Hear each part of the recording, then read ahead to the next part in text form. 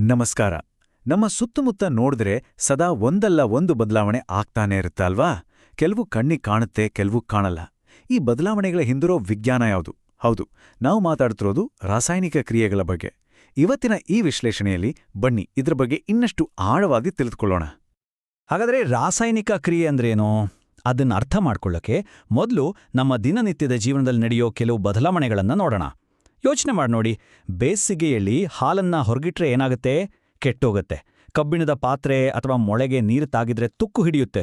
ಅಷ್ಟೇ ಯಾಕೆ, ದ್ರಾಕ್ಷಿ ಹುಳಿಯಾಗೋದು, ನಾವು ಅಡುಗೆ ಮಾಡೋದು, ತಿಂದ ಆಹಾರ ನಮ್ಮ ಹೊಟ್ಟೆಲ್ ಜೀರ್ಣ ಆಗೋದು, ನಾವು ಉಸಿರಾಡೋದು, ಇದೆಲ್ಲವೂ ಒಂದೊಂದು ರಾಸಾಯನಿಕ ಕ್ರಿಯೆನೇ. ನಮಗ್ ಗೊತ್ತೇ ಆಗದ ಹಾಗೆ ನಮ್ಮ ಸುತ್ತಮುತ್ತ ಎಷ್ಟೆಲ್ಲ ರಸಾಯನಶಾಸ್ತ್ರ ನಡೀತಿದೆ ಅಲ್ವಾ? ಸರಿ, ಇವೆಲ್ಲವೂ ರಾಸಾಯನಿಕ ಕ್ರಿಯೆಗಳು ಅಂತ ನಮಗ್ ಗೊತ್ತಾಯ್ತು. ಆದ್ರೆ ಇಲ್ಲಿ ಒಂದು ಮುಖ್ಯವಾದ ಪ್ರಶ್ನೆ ಬರುತ್ತೆ. ಒಂದು ಬದಲಾವಣೆನೆ ಅದು ನಿಜವಾಗ್ಲೂ ರಾಸಾಯನಿಕ ಕ್ರಿಯೆನೇ ಅಂತ ನಾವು ಪಕ್ಕಾಗಿ ಹೇಳೋದೇಗ? ಅದಕ್ಕೇನಾದ್ರೂ ಸೂಚನೆಗಳಿವೆಯಾ? ಅದನ್ನು ಗುರುತಿಸೋದು ಹೇಗೆ? ಈ ಪ್ರಶ್ನೆಗೆ ಉತ್ತರ ಸಿಗಬೇಕು ಅಂದ್ರೆ ನಾವು ಪ್ರಯೋಗಾಲಯಕ್ಕೆ ಹೋಗಲೇಬೇಕು.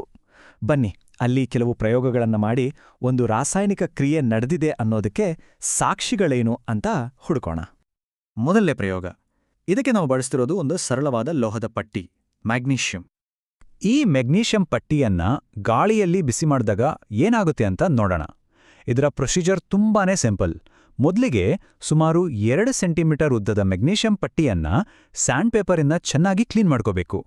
ಆಮೇಲೆ ಅದನ್ನ ಒಂದು ಇಕ್ಕಳದಿಂದ ಹಿಡಿದು ಸ್ಪಿರಿಟ್ ಲ್ಯಾಂಪ್ ಅಥವಾ ಬರ್ನರ್ನ ಜ್ವಾಲೆಯಲ್ಲಿ ಉರಿಸಬೇಕು. ಉರಿದ ಮೇಲೆ ಸಿಗುವ ಬೂದಿಯನ್ನ ಒಂದು ವಾಚ್ ಗ್ಲಾಸಲ್ಲಿ ಸಂಗ್ರಹಿಸಬೇಕು. ಅಷ್ಟೇ. ಈಗ ನೋಡಿ, ಅಬ್ಸರ್ವೇಷನ್ ಪಾರ್ಟ್. ಮೆಗ್ನೀಷಿಯಂ ಉರಿಯೋಕ್ ಶುರುವಾದಾಗ ಏನಾಗುತ್ತೆ ಗೊತ್ತಾ? ಅದು ಕಣ್ಣು ಕೋರೈಸೋ ಹಾಗೆ ಪ್ರಕಾಶಮಾನವಾದ ಬಿಳಿ ಜ್ವಾಲೆದಿಂದ ಉರಿಯುತ್ತೆ, ಒಂದ್ ರೀತಿ ಪಟಾಕಿ ಸಿಡಿದ ಹಾಗೆ. ಜ್ವಾಲೆ ಆರಿದ್ಮೇಲೆ ಏನಾಯ್ತು? ಆ ಲೋಹದ ಪಟ್ಟಿ ಈಗ ಒಂದು ಬಿಳಿ ಬಣ್ಣದ ಪುಡಿಯಾಗಿ ಬದಲಾಗಿದೆ. ಆ ಪರಿವರ್ತನೆ ಅಲ್ಲಿಗೆ ಮುಗೀತು.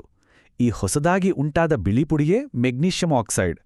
ಇದು ಹೇಗೆ ಬಂತು ಅಂದ್ರೆ, ಮೆಗ್ನೀಷಿಯಂ ಗಾಳಿಯಲ್ಲಿರೋ ಆಕ್ಸಿಜನ್ ಜೊತೆ ಸೇರಿ ಈ ಹೊಸ ವಸ್ತು ಉಂಟಾಗಿದೆ. ಸರಿ, ಇದು ಮೊದಲನೇ ಪ್ರಯೋಗ. ಇದರಲ್ಲಿ ನಮಗೆ ಜ್ವಾಲೆ ಮತ್ತು ಒಂದು ಹೊಸ ವಸ್ತು ಸಿಕ್ಕಿತು. ಈಗ ಎರಡನೇ ಪ್ರಯೋಗಕ್ಕೆ ಹೋಗೋಣ.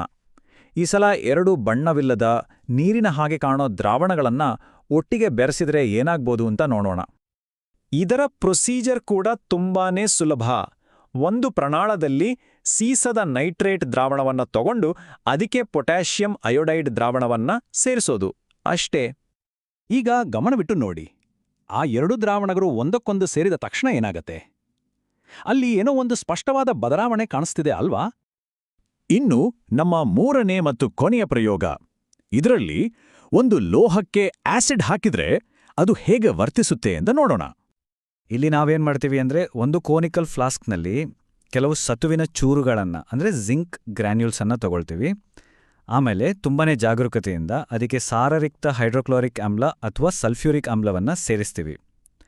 ಇಲ್ಲಿ ನಾವು 2 ವಿಷಯಗಳನ್ನು ಗಮನಿಸಬೇಕು. ಒಂದು, ಆ ಸತುವಿನ ಚೂರುಗಳ ಸುತ್ತ ಏನಾಗ್ತಿದೆ ಅಂತ ನೋಡಬೇಕು. 2, ಆ ಫ್ಲಾಸ್ಕನ್ನ ಹೊರಗಿನಿಂದ ಮುಟ್ಟಿ ನೋಡಬೇಕು. ಗಮನಿಸಿದ್ರಾ? ಆ ಸತುವಿನ ಚೂರುಗಳ ಸುತ್ತ ಸಣ್ಣ ಸಣ್ಣ ಗುಳ್ಳೆಗಳು ಬರ್ತಿವೆ. ಅದು ಹೈಡ್ರೋಜನ್ ಅನಿಲ ಬಿಡುಗಡೆ ಆಗ್ತಿರೋದು. ಜೊತೆಗೆ ಫ್ಲಾಸ್ಕನ್ನ ಮುಟ್ಟಿದ್ರೆ ಬಿಸಿಯಾದ ಅನುಭವ ಆಗುತ್ತೆ. ಅಂದ್ರೆ ಕ್ರಿಯೆ ನಡಿಬೇಕಾದ್ರೆ ತಾಪಮಾನ ಜಾಸ್ತಿ ಆಗಿದೆ ಅಂತರ್ಥ. ಸರಿ, ಈಗ ನಮ್ಮ ಹತ್ರ 3 ಪ್ರಯೋಗಗಳಿಂದ 3 ಬೇರೆ ಬೇರೆ ವೀಕ್ಷಣೆಗಳಿವೆ. ಒಂದರಲ್ಲಿ ಜ್ವಾಲೆ ಬಂತು, ಇನ್ನೊಂದರಲ್ಲಿ ಬಣ್ಣ ಬದಲಾಯಿತು, 3ನೇದ್ರಲ್ಲಿ ಅನಿಲ ಬಂತು ಮತ್ತು ತಾಪಮಾನ ಹೆಚ್ಚಾಯಿತು. ಇವೆಲ್ಲವೂ ಫ್ಯಾಕ್ಟ್ಸ್ ಅಂದ್ರೆ ತಥ್ಯಾಂಶಗಳು. ಆದರೆ ಮಾರ್ಟಿನ್ ಫಿಶರ್ ಹೇಳಿದ ಹಾಗೆ ಕೇವಲ ಪದಗಳನ್ನು ಪಟ್ಟಿ ಮಾಡಿದ್ರೆ ಅದು ಸಾಹಿತ್ಯ ಆಗಲ್ಲ. ಹಾಗೆಯೇ ಕೇವಲ ತಥ್ಯಾಂಶಗಳನ್ನು ಪಟ್ಟಿ ಮಾಡಿದ್ರೆ ಅದು ವಿಜ್ಞಾನ ಆಗಲ್ಲ. ನಿಜವಾದ ವಿಜ್ಞಾನ ಇರೋದು ಈ ಎಲ್ಲ ಸುಳಿವುಗಳನ್ನು ಒಟ್ಟುಗೂಡಿಸಿ ಅದರಿಂದ ಒಂದು ಅರ್ಥಪೂರ್ಣವಾದ ತೀರ್ಮಾನಕ್ಕೆ ಬರೋದ್ರಲ್ಲಿ. ಹಾಗಾದ್ರೆ ಬನ್ನಿ, ನಾವು ನೋಡಿದ ಈ ಎಲ್ಲಾ ಸುಳಿವುಗಳನ್ನ ಒಟ್ಟು ಸೇರಿಸಿ ರಾಸಾಯನಿಕ ಕ್ರಿಯೆಯ ಬಗ್ಗೆ ಒಂದು ನಿರ್ಣಯಕ್ಕೆ ಬರೋಣ. ಹಾಗಾದ್ರೆ ನಮ್ಮ ಮೂಲ ಪ್ರಶ್ನೆಗೆ ವಾಪಸ್ ಬರೋಣ. ಈ ಪ್ರಯೋಗಗಳ ಆಧಾರದ ಮೇಲೆ ಒಂದು ರಾಸಾಯನಿಕ ಕ್ರಿಯೆ ನಡೆದಿದೆ ಅಂತ ನಾವು ಖಚಿತವಾಗಿ ಹೇಳೋದು ಹೇಗೆ? ಇದಕ್ಕೆ ಉತ್ತರ ಇಲ್ಲಿದೆ. ಈ 4 ಪ್ರಮುಖ ಚಿಹ್ನೆಗಳಲ್ಲಿ ಯಾವುದೇ ಒಂದು ಕಂಡ್ರೂ ಅಲ್ಲಿ ರಾಸಾಯನಿಕ ಕ್ರಿಯೆ ನಡೆದಿದೆ ಅಂತ ನಾವು ಖಚಿತಪಡಿಸ್ಬೋದು. ಯಾವ ಆ 4 ಚಿಹ್ನೆಗಳು? 1, ವಸ್ತುವಿನ ಸ್ಥಿತಿಯಲ್ಲಿ ಬದಲಾವಣೆ ಆಗ್ಬೋದು. 2, ಬಣ್ಣ ಬದಲಾಗ್ಬೋದು. 3, ಅನಿಲ ಬಿಡುಗಡೆಯಾಗ್ಬೋದು. ಮತ್ತು 4, ತಾಪಮಾನದಲ್ಲಿ ಬದಲಾವಣೆ ಆಗ್ಬೋದು. ಈ 4ರಲ್ಲಿ ಒಂದಾದ್ರೂ ಸಾಕು, a chemical reaction has occurred. ಸರಿ, ಒಂದು ರಾಸಾಯನಿಕ ಕ್ರಿಯೆಯನ್ನು ಗುರುತಿಸೋದು ಹೇಗೆ ಅಂತ ಈಗ ನಮಗೆ ಗೊತ್ತಾಯ್ತು. ಆದರೆ ನಮ್ಮ ಕೆಲಸ ಇಲ್ಲಿಗೆ ಮುಗಿದಿಲ್ಲ. ಮುಂದಿನ ಸವಾಲು ನಡೆದ ಕ್ರಿಯೆಯನ್ನ ಬೇರೆಯವರಿಗೆ ವಿವರಿಸೋದು. ಅದು ಕೂಡ ಸ್ಪಷ್ಟವಾಗಿ ಮತ್ತು ಸಂಕ್ಷಿಪ್ತವಾಗಿ. ಉದಾಹರಣೆಗೆ ನಮ್ಮ ಮೊದಲನೇ ಪ್ರಯೋಗವನ್ನೇ ತಗೊಳ್ಳಿ. ಅದನ್ನ ವಿವರಿಸಬೇಕಾದ್ರೆ ಮೆಗ್ನೀಷಿಯಂ ಪಟ್ಟಿಯನ್ನು ಆಕ್ಸಿಜನ್ನೊಂದಿಗೆ ಉರಿಸಿದಾಗ ಅದು ಮೆಗ್ನೀಷಿಯಂ ಆಕ್ಸೈಡ್ ಆಗಿ ಪರಿವರ್ತನೆಯಾಗುತ್ತದೆ ಅಂತ ಪೂರ್ತಿ ವಾಕ್ಯದಲ್ಲಿ ಹೇಳಬೇಕು. ಇದು ಸರಿ ಇದೆ, ಇದರಲ್ಲಿ ತಪ್ಪೇನಿಲ್ಲ. ಆದ್ರೆ ಇದು ಕೇಳೋಕೆ ಸ್ವಲ್ಪ ಉದ್ದ ಅನ್ಸ್ತಿಲ್ವಾ? ಇದೇ ನಮ್ಮನ್ನ ಈ ವಿಶ್ಲೇಷಣೆಯ ಕೊನೆಯ ಪ್ರಶ್ನೆಗೆ ತಂದು ನಿಲ್ಲಿಸುತ್ತ. ಇಷ್ಟು ದೊಡ್ಡ ವಾಕ್ಯದ ಬದಲು ಈ ರಾಸಾಯನಿಕ ಕ್ರಿಯೆನ ಇನ್ನೂ ಸರಳವಾಗಿ ಚಿಕ್ಕದಾಗಿ ಹೇಳೋಕೇನಾದ್ರೂ ದಾರಿ ಇದೆಯಾ? ಖಂಡಿತವಾಗಿಯೂ ಇದೆ. ವಿಜ್ಞಾನಕ್ಕೆ ತನ್ನದೇ ಆದ ಒಂದು ನಿಖರ ಹಾಗೂ ಸರಳವಾದ ಭಾಷೆಯ ಅಗತ್ಯವಿದೆ. ರಸಾಯನಶಾಸ್ತ್ರದಲ್ಲೂ ಅಂತಹ ಒಂದು ಭಾಷೆ ಇದೆ.